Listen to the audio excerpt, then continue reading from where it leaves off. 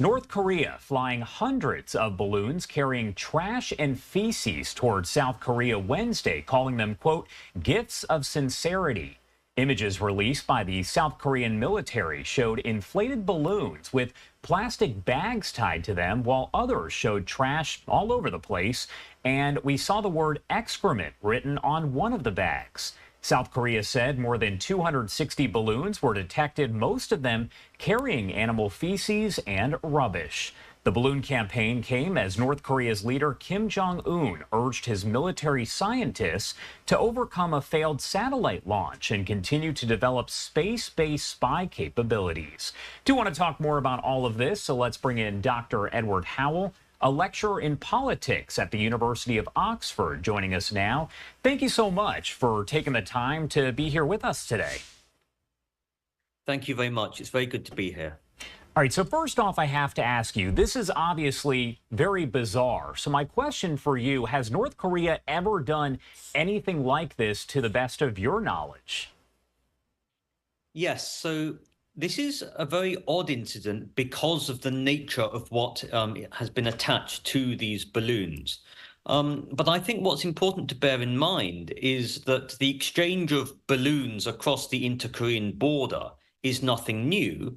And secondly, in the past, North Korea has said that it would do things to South Korea, such as destroy a de facto embassy located on the inter-Korean border, and followed through on it. We saw this latter incident happen in 2020.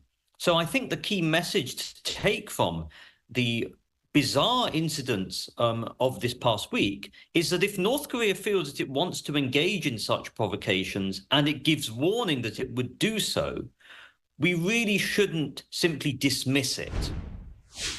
Was this the only act that we saw by North Korea yesterday and earlier on this week against South Korea? Is this the only thing that we know of? Obviously, a very bizarre situation, but were there other incidents that occurred as well? Interestingly, only several hours after we saw the deposition and the dumping of these bags attached to balloons on South Korean territory, we saw North Korea launch a barrage of short-range missiles towards Japan. This is particularly interesting because we're seeing North Korea revert back to its old playbook of missile tests, whilst in combination with these other more unusual lower-level provocations towards South Korea. And in my view, this reflects quite clearly North Korea's changing foreign policy approach towards South Korea, as was outlined by Kim Jong-un earlier this year in January. And you kind of touched on this a little bit here, but did that failed spy satellite launch from Monday play any role in this specific situation right here? Yes, I think the broader context is that North Korea is now very clear that it will engage in provocations towards South Korea. This may not be in the form of nuclear war or involving nuclear warhead-tipped missiles, but it highlights how Pyongyang's strategy towards South Korea is going to be more provocative and aggressive this year. The failed spy satellite launch, this is particularly salient for the Kim Jong-un regime. Last year, North Korea tried to launch several satellites which failed until in November it launched one that was successful.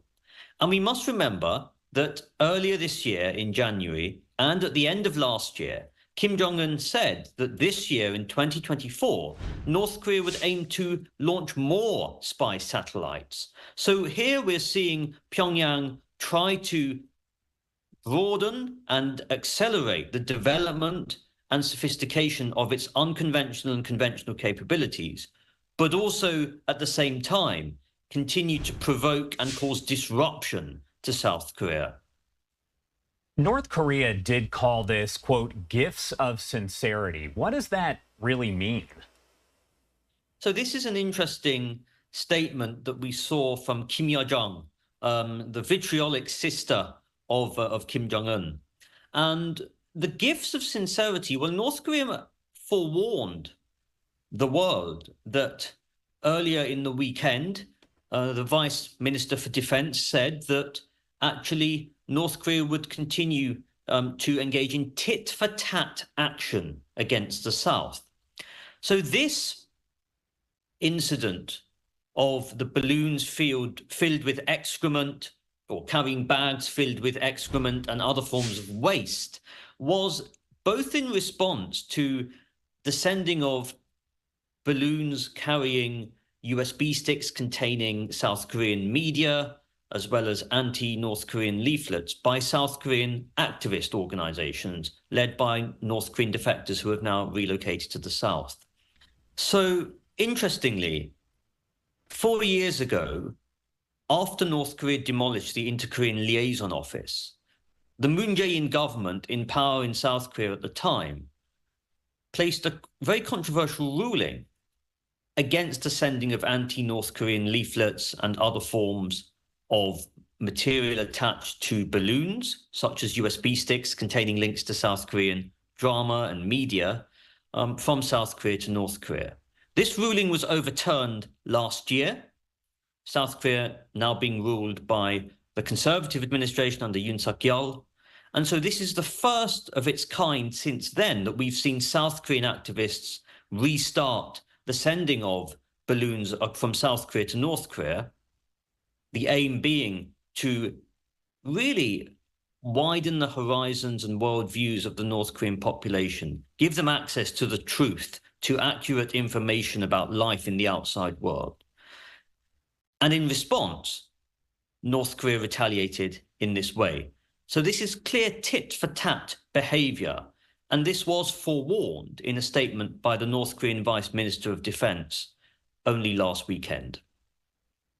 And I think we have our answer here, but what is the current relationship like overall between North and South Korea, and how has it changed over the years, over the decades? So we've gone from a period, say, in 2018, when the unusually liberal administration of Moon Jae-in tried, and rather was not very successful in this regard, to reconcile ties between North and South Korea.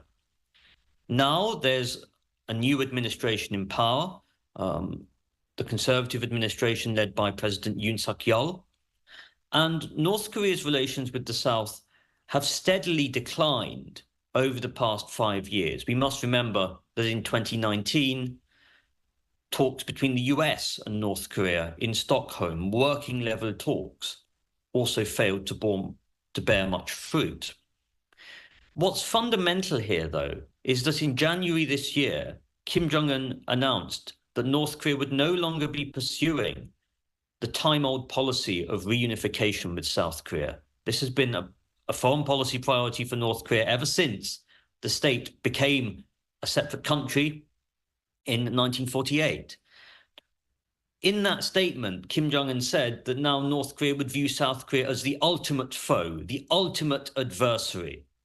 And this is extremely significant because it places the actions that we've seen not just this week, but in the past few weeks and months of 2024, really in context. North Korea now does not view South Korea as part of the same, albeit divided, Korean peninsula. It views South Korea as a hostile state, just as it views the United States. And that kind of leads me into my next question and my final question here. What is the current state of the relationship between North Korea and the U.S., and how has that changed overall, and where do you see it going from here? So US-North Korea relations have reached a nadir. They are really at a very low point. North Korea now is not even pretending to negotiate with the United States. And Kim Yo-jong, the sister of Kim Jong-un, has made very clear that any efforts by the Biden administration to reach out to North Korea for talks, in her view, this is a ploy. So North Korea has really shut off any form of talks with the US, and which is obviously a stark contrast to what we saw in 2018, 2019, when Donald Trump met with Kim Jong-un 3 times in 2 years, even though Kim Jong-un actually did not give away anything in terms of concessions. Moving forward, this will be heavily dependent on the outcome of the United States presidential election. And we just don't know, because it all depends on whether Kim Jong-un would view, say, a second Trump administration in the same way as he viewed the first. Would he try again to offer disused old parts of the Yongbyon nuclear facility, knowing full well that there are other nuclear facilities and production facilities across the country? Or would he take a different tactic? I think the thing to bear in mind is that North Korea, during COVID, after it closed its borders in a draconian closure in January 2020, really tried to clamp down on the domestic control of its population, ideologically and in terms of access to information.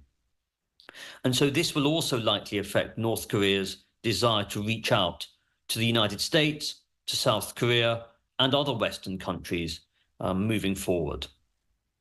All right, Dr. Edward Howell, thank you so much for taking the time to join us and help break all of this down here. We love to have an expert like yourself kind of explain what's going on a little bit further. Is there anything else you want to add before I let you go? I think the one thing we've got to bear in mind is that North Korea's ultimate aim at the moment remains the survival of the Kim Jong-un regime and a desire to gain international recognition as a de facto nuclear state. I see no situation now in which North Korea will denuclearize, but that does not mean that the international community should let go. I think it's very important that the West continues to pursue the complete, verifiable, irreversible dismantlement of North Korea's nuclear programs. Moreover, we must also remember that this is a state, a regime that commits egregious human rights violations on its own people. And that is also something that we cannot lose focus on moving forward. All right, Dr. Howell, thank you again for taking the time to be here with us. We appreciate it. Thank you very much. And if you are just joining us and trying to figure out what exactly we're talking about here, I want to go over the basics. Take a look once again at these photos here as North Korea flew hundreds of balloons carrying trash and feces towards South Korea Wednesday, calling them, quote, gifts of sincerity. The images right there on your screen, released by the South Korean military, show those inflated balloons with plastic bags tied to them, while others showed trash all over the place. One balloon there we saw did have the word excrement written on that bag. South Korea said more than 260 balloons were detected, most carrying animal feces and rubbish. We'll keep an eye on the situation there in North and South Korea and bring you all the latest right here on Live Now from Fox.